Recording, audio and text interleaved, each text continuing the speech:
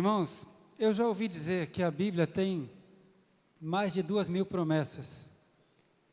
Eu nunca fui, para falar a verdade, checar se é isso mesmo. Antes eu ouvia dizer que tinha mais de 6.000 promessas, e eu falava, a Bíblia tem mais de 6.000 promessas.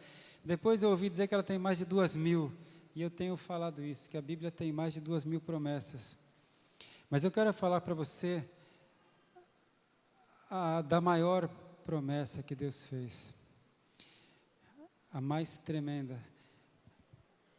De cada uma das promessas que Deus deixou na Bíblia, Ele disse que cada uma das promessas dele tem da parte dele o sim, amém, por Cristo Jesus. Amém quer dizer assim seja. Então Deus fala que cada promessa que Ele deixou, Ele fala sim, assim seja. A Bíblia é um livro de lei, é um livro de testamento, mas é um livro de promessas. Então, esse é um versículo que eu acho que vale a pena você conhecer.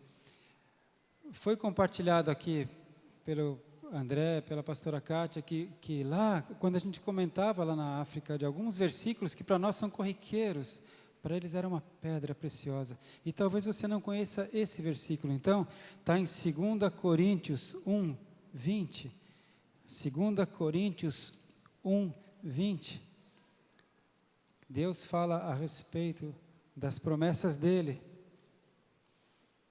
E diz assim: porque todas quantas promessas há de Deus, são nele sim, e por ele o amém, para a glória de Deus por nós. Todas as promessas que há da parte de Deus, tem da parte dele o sim e o amém, assim seja, para a glória de Deus por nós. Você imagina? Ele deixou todas essas promessas e ele fala, amém, assim seja. Você só precisa conhecer a promessa. Ele fala, conhecer o Filho, você crê? Então sim, assim seja, para a glória dele. E outra coisa, a Bíblia fala em Jeremias 1,12, que Deus vela por sua palavra para fazê-la cumprir. Ele está olhando, velando a sua palavra para fazê-la cumprir. Quando um filho de Deus, quando uma filha de Deus descobre uma promessa de Deus na palavra e se apropria por fé, Deus está ali, olhando, velando para fazer a palavra cumprir. E ele fala assim, assim seja. Pá. Isso é grande, irmãos. Isso é poderoso. O limite é a fé, porque a nossa mente é racional. E um dia Jesus falou, olha, para Deus não há impossível. Para Deus não há impossível. Mas a maior promessa de todas que Deus fez, Ele fez para Abraão. Foi uma promessa que Ele fez para Abraão, e não por acaso Abraão é conhecido e chamado pai da fé. Amém? Porque Deus faz promessa para quem crê. Ou melhor, Deus faz promessa para todos, mas quem crê é que se apropria dela. E a maior promessa Ele fez para Abraão, o pai da fé. E eu vou convidar você a abrir Gálatas. A gente vai examinar Gálatas 3. Gálatas 3, 8 e 9. Gálatas 3, 8 e 9.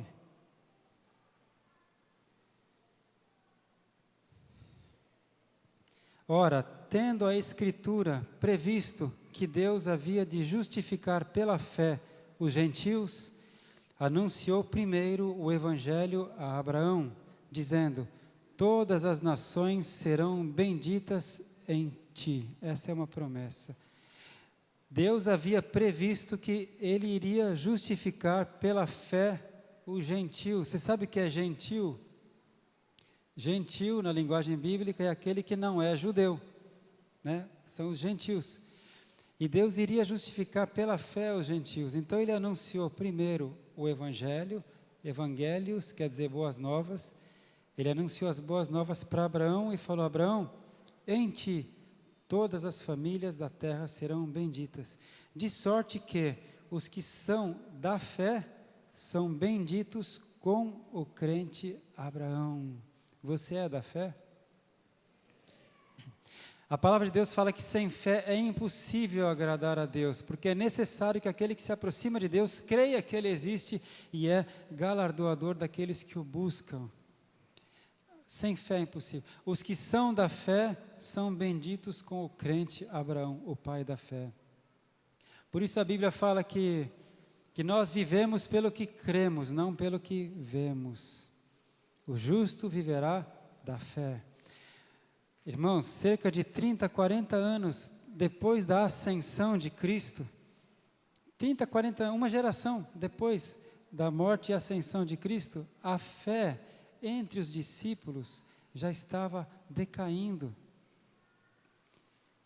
A geração dos primeiros apóstolos já estava presa, torturada, morta, estavam sumindo já os apóstolos, e a segunda geração, que é a geração de Paulo, já estava começando a ficar sem fé.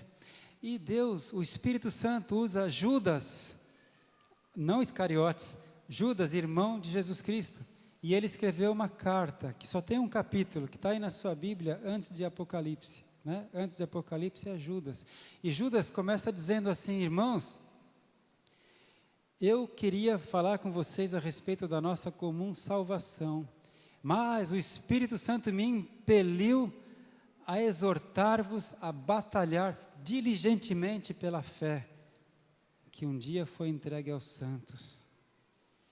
Judas queria escrever sobre salvação, e o Espírito Santo falou: não, fala para eles batalharem pela fé, porque a fé foi entregue aos santos.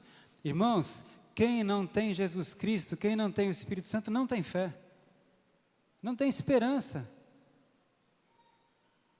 Acabou o dinheiro, acabou a esperança. Recebeu um diagnóstico médico com um prognóstico grave, acabou a esperança. Quem não tem Jesus não tem fé, irmão. Porque fé é a certeza de uma coisa que você ainda não vê, e a firme convicção de uma coisa que ainda não chegou. Isso é fé. E Deus entregou a fé para os santos. Você é santo? Deus entregou a fé. Só que a fé, ela pode ser roubada, e Satanás é um ladrão de fé. Então Judas fala: olha, vocês têm que batalhar pela sua fé. Aleluia. Eu tenho pedido tanto para Deus fé, e eu quero contar para vocês, isso é um testemunho que tem que ser dado para a glória de Deus. A gente estava lá em Maputo conversando com o pastor Mateus, seco. Lá tem muitas mangueiras, árvore de manga, as folhas secas, terra esturricada.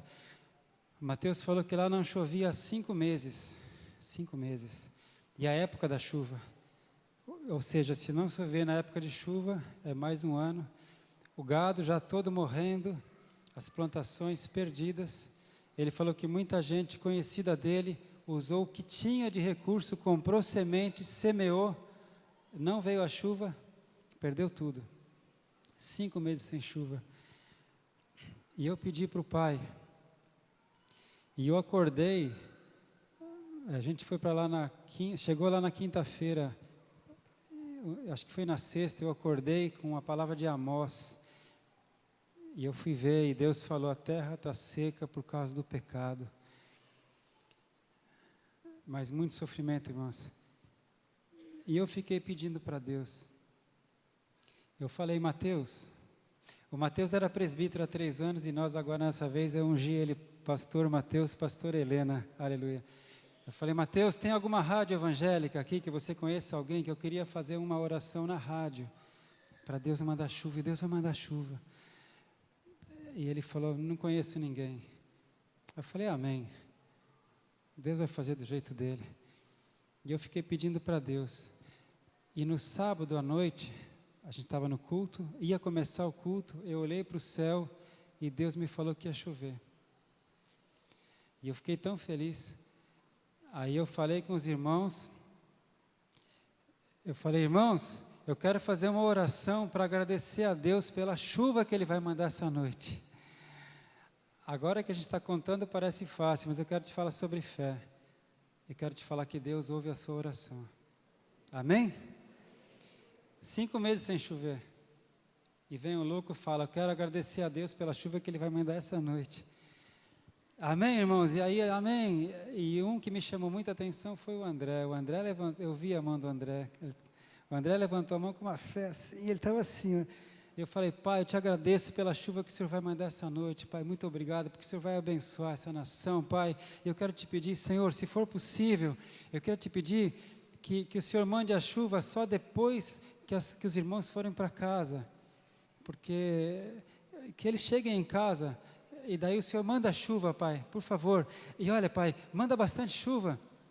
E eu queria te pedir, Pai, que amanhã é domingo, isso aí na oração com todos. Eu queria também pedir, Pai, que amanhã é domingo, eu peço que amanhã não chova de manhã, tá bom? Se der, que não chova de manhã, mas daí depois pode chover. Obrigado, Senhor, em nome de Jesus. Amém. A gente foi no culto para os irmãos poderem ir para a igreja, porque o Mateus tinha me dito que quando chovia era difícil os irmãos irem, porque eles vão a pé. Tem irmão que 1 hora de caminhada, e as ruas são todas de terra, né? Então, por isso que eu pedi, né, para não chover antes do culto. E o nosso culto lá é de manhã. Isso foi sábado à noite, e o culto de domingo é de manhã, 9 da manhã. Amém? Por isso que eu pedi para Deus. Pedi tudo isso para Deus, só que não chovia há 5 meses. E daí, no final do culto, começou uma ventania, um vento gelado, uma ventania, caiu a luz, acabou a luz. A gente terminou o culto com a lanterna do celular. E eu falei, irmãos, olha, hoje não fica aqui na igreja, ninguém fica aqui, vão para casa porque vai chover, vão para casa porque vai chover, amém, amém. Os irmãos só foram embora.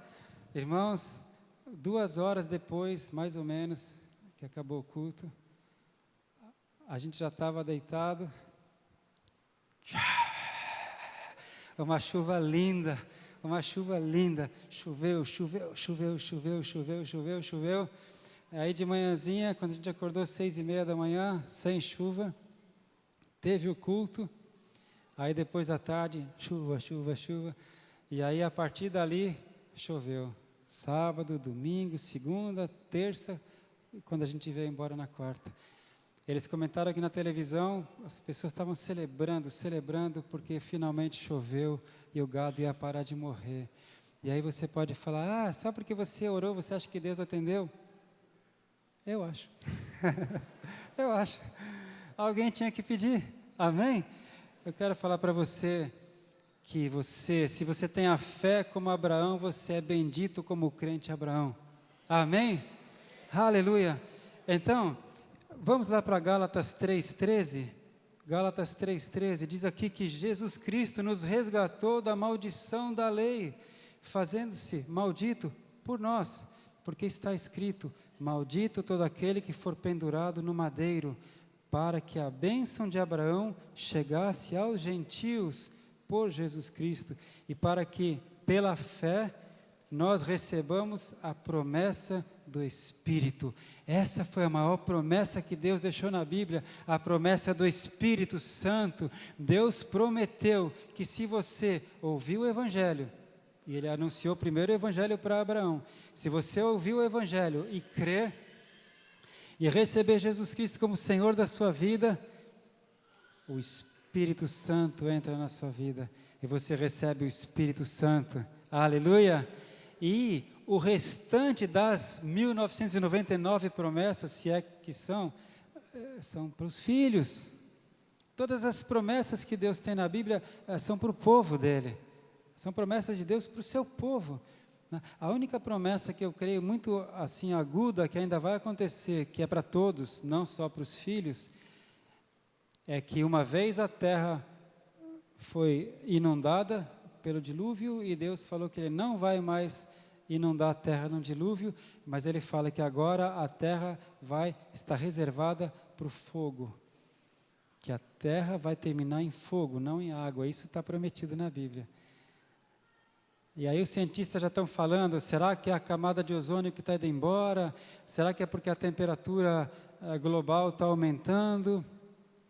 Será que vai ser uma chuva de meteoros? Será que são aquelas explosões solares? O fato é que Deus deixou aqui uma promessa, que essa terra vai terminar por fogo. Mas as outras promessas todas são para os filhos, são para o povo dele, é para quem crê. Amém? E nós que temos então o Espírito Santo, no dia que você entregou a sua vida para Jesus Cristo, Você recebeu o Espírito Santo, você se tornou filho de Deus. Então aqui diz a palavra em Gálatas 4, versículo 1. Havia uma promessa para você. Gálatas 4:1. Digo, pois, que todo o tempo em que o herdeiro é menino, em nada difere do servo, ainda que seja senhor de tudo, mas está debaixo de tutores e de curadores até o tempo determinado. E não é assim? Você pode ser herdeiro, ter uma herança, mas se o seu pai deixou registrado que você vai assumir a sua herança quando fizer 18 anos, então até os 18 anos você está dependendo dos tutores, dos curadores. Você já é herdeiro, mas é como se fosse servo ainda. Você tem direito, mas não tomou posse ainda. É isso que Deus está dizendo. Amém? Assim também nós, versículo 3, quando éramos meninos, quando você era menino espiritualmente, nós estávamos reduzidos à servidão, à escravidão, debaixo dos primeiros rudimentos do mundo. Você estava reduzido à servidão debaixo dos primeiros rudimentos do mundo, quando você ainda era menino na fé. Você ainda não tinha Jesus Cristo na sua vida, ainda não tinha o Espírito Santo na sua vida. Agora, eu quando leio isso aqui, eu falo, Senhor, o que é primeiros rudimentos do mundo? Eu estava debaixo dos primeiros rudimentos do mundo. Eu geralmente faço assim, quando tem alguma coisa na Bíblia que não faz sentido para mim, ou eu vou para o grego, ou o que é mais fácil, eu vou para outras versões da Bíblia, onde os estudiosos traduziram. E eu queria perguntar para você, como é que está na sua versão da Bíblia, esse primeiros rudimentos do mundo, no final do versículo 3? Alguém pode me falar?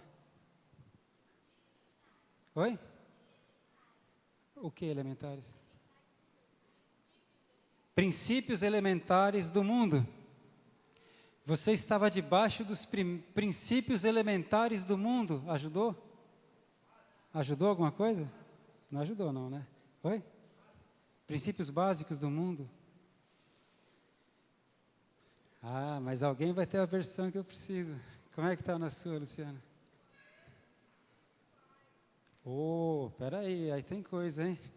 Olha como foi traduzida nessa Bíblia aqui. Poderes espirituais que dominam o mundo. Ah, quando você ainda era menino na fé, você estava debaixo da escravidão e estava debaixo dos poderes espirituais que dominam o mundo. Poderes espirituais que dominam o mundo. Tem uma outra versão da Bíblia, que é a Bíblia judaica completa, que fala espíritos elementares. Espíritos elementares. E aí a gente vai entendendo que o apóstolo Paulo, em outras cartas, ele fala que antes nós estávamos debaixo dos principados e potestades das regiões celestiais, né, que agem nesse mundo, que nós éramos levados por espíritos. Quando você ainda era menino na fé, você era como um escravo, você já era herdeiro de tudo, já tinha uma promessa de Deus para a sua vida, que se um dia você entregasse a sua vida para Jesus, você ia se tornar herdeiro com Cristo. Você tinha um testamento, você tinha uma promessa, mas você ainda não tinha tomado posse dessa promessa. Então, nós éramos escravos de espíritos que atuam no mundo. Sabia? As pessoas falam assim, eu não creio nisso, isso não pega em mim. Eu não creio em espírito, isso não pega em mim. Não é bem assim. Você sabe que lá em Maputo mesmo, o pastor Mateus deu um testemunho, que ele falou assim, olha, para aqueles que não acreditavam que nós temos um apóstolo, nosso apóstolo está aqui. Porque tinha gente que não acreditava. Porque o ano passado era para eu ter ido. Aí eu tive infarto e não fui. Tem irmãos lá que nem me conheciam, nem conheciam. Aí, esse ano, nós éramos para ter ido mais cedo, né? Tivemos problema com o visto de Moçambique, não fomos, e a viagem foi sendo adiada, e o Mateus disse que tinha gente que falava, nem acredito que tem uma igreja no Brasil, não acredito que tem um apóstolo no Brasil. Eles não têm Face, não tem nada, agora eles estão tendo. E aí ele falou, olha aqui, para quem não acreditava, olha o nosso apóstolo. Olha a nossa igreja. Então, não é porque eles não acreditassem em mim que eu deixava de existir. Não é porque alguém não acredita em espíritos que eles não existam, eles existem. E Jesus falou deles. Então, quando nós não tínhamos ainda a nossa herança e o Espírito Santo em nós, irmãos, nós éramos escravos e levados pelos pecados que todo mundo comete, pela falta de esperança, pela falta de conhecimento do Filho de Deus. Amém? Se alguém fizesse um trabalho de feitiço, de macumba para você, você estava sujeito. Na noite que eu fui consagrado pastor, eu estava em casa, morava na Estufa 1, na esquina, numa encruzilhada. E eu fui acordado, tipo 15 para meia-noite.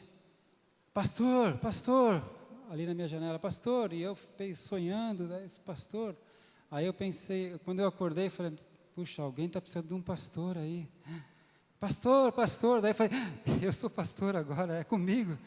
Foi a primeira vez que alguém me chamou de pastor, né? Eu tinha sido consagrado pastor. 15 para meia-noite, estava lá na minha janela.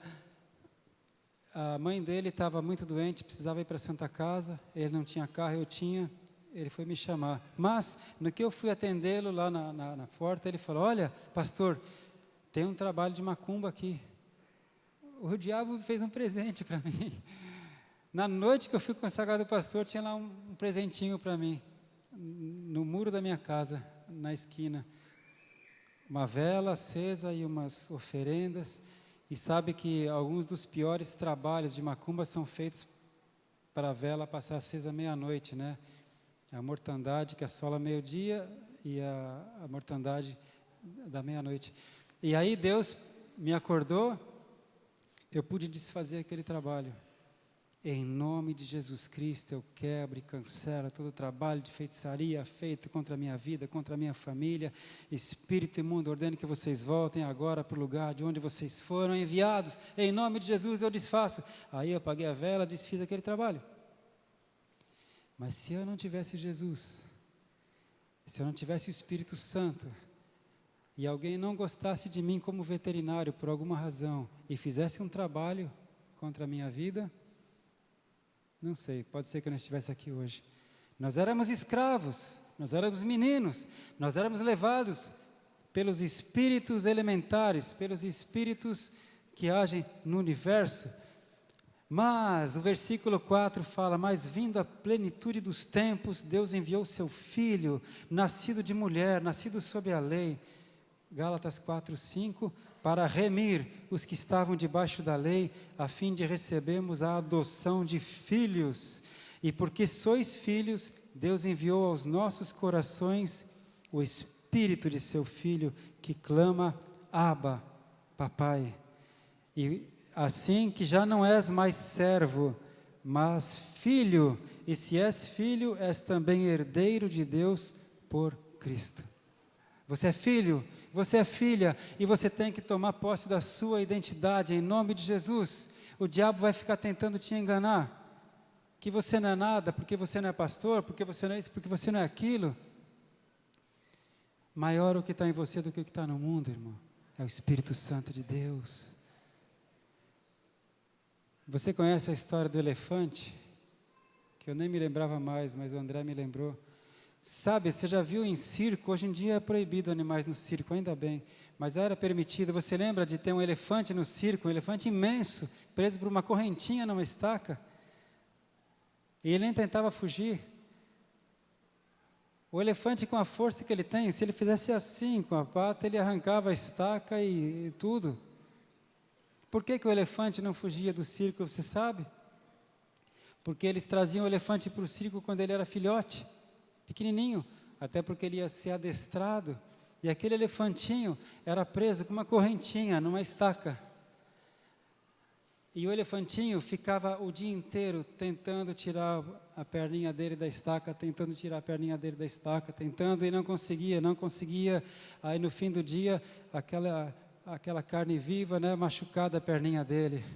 No dia seguinte ele tentava de novo sair da estaca e não conseguia sair da estaca. E depois de alguns dias ele desistia de tentar. E o elefantinho foi crescendo, crescendo, crescendo, mas ele nunca mais tentou sair, porque ele aprendeu na cabecinha dele que é impossível sair dali. Só que hoje ele é um elefante adulto, ele poderia fazer assim e ficar livre. E o diabo fica tentando prender os filhos de Deus.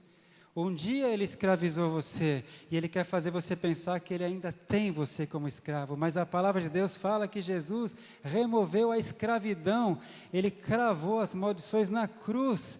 A Bíblia fala que Jesus despojou o império das trevas, ele pegou o despojo e devolveu para você. Filho, toma o que é teu, toma a tua honra, toma a sua paternidade, você é filho do Rei do Universo, você é filho, toma de volta. Ele despojou os principados e potestades. Amém? Está na hora de você assumir a sua posição em Cristo Jesus. Você é filho, você é filha. E se você tiver fé, você é bendito como o crente Abraão. Porque um crente sem fé, eu tenho sempre falado, um crente sem fé é igual passarinho sem asa. O diferencial do passarinho é que ele voa, e o crente sem fé não é nada. Por isso que o diabo quer roubar a sua fé. Por isso que o diabo não quer que você leia a Bíblia, porque a Bíblia produz fé. Qual é a única fórmula que Deus deixou no universo para produzir fé nos seus filhos? O que Deus deixou para produzir fé nos seus filhos? Assistir programa evangélico na televisão? Ouvir rádio evangélica o dia inteiro? Não, isso é bom. Mas isso não produz fé. O que produz fé? É ler a palavra de Deus, e o Espírito Santo vai te direcionando. Filho, lê aqui agora. Filho, eu vou te explicar aqui agora. E você vai examinando as Escrituras e vai recebendo fé. Por isso que o diabo não quer que você leia a Bíblia. Toma posse que nesses 40 dias de jejum, o nosso propósito é de orar mais, de ler mais, de jejuar, de adorar mais. Você vai sair desses 40 dias com mais fé, e se você tiver fé do tamanho de um grão de mostarda, você vai dizer para esse problema: sai daqui em nome de Jesus, e assim será com você, se você não duvidar do que você disse. Amém? Aleluia. Eu prometi que eu ia remir o tempo, mas quando eu começo a falar de fé, dá vontade de falar o resto da noite. Eu só vou falar uma coisa. Quando o povo de Deus estava lá no Egito, eles eram nenês, eles eram meninos espirituais, eles nem conheciam muito bem Deus. Então Deus fazia tudo por eles. Deus repreendeu o faraó, Deus fez tudo por eles. Quando eles estavam na beira do Mar Vermelho e o exército de faraó vinha atrás, você lembra disso? Eles ficaram apavorados, eles falaram: Moisés, o exército de faraó vem vindo aí.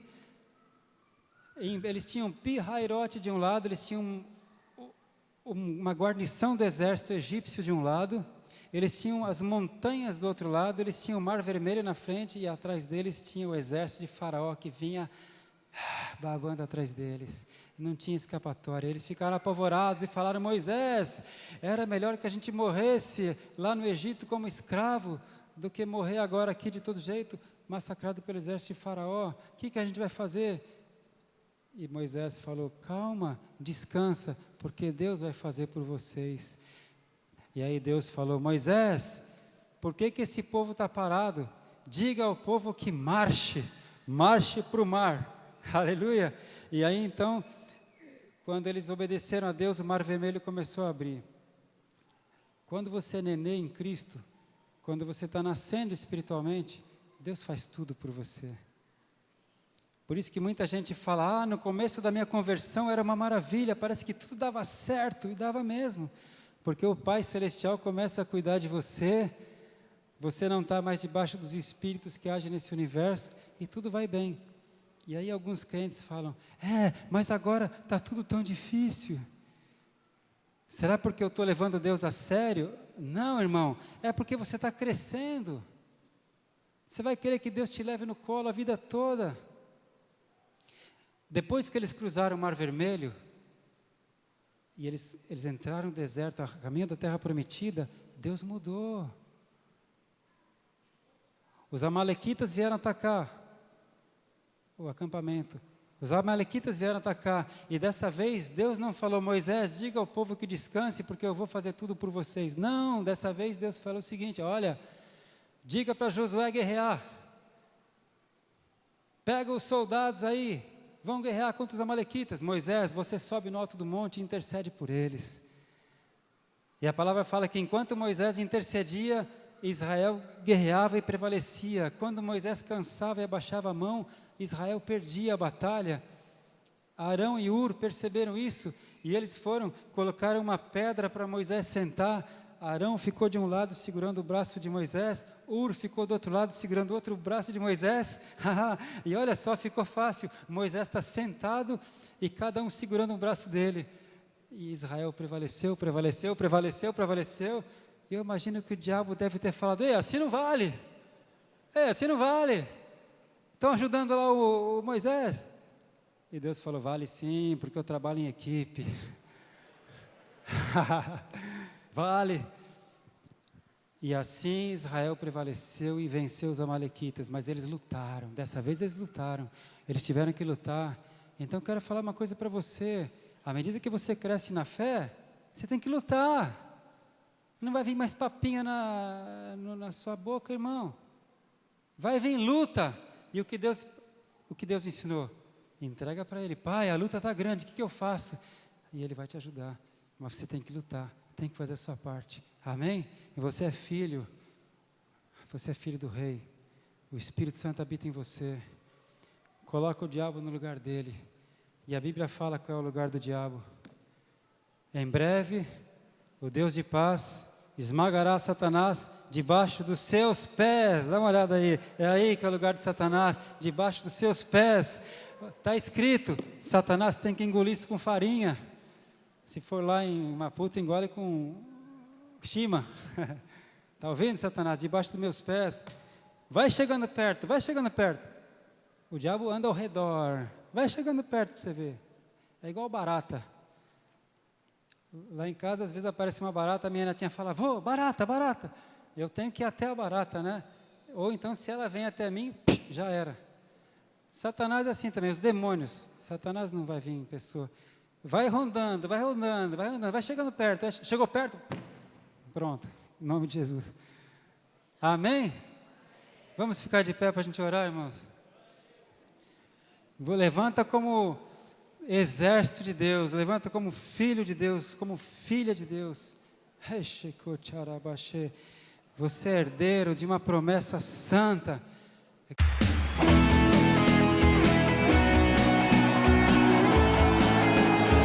Celebra a fidelidade do Senhor.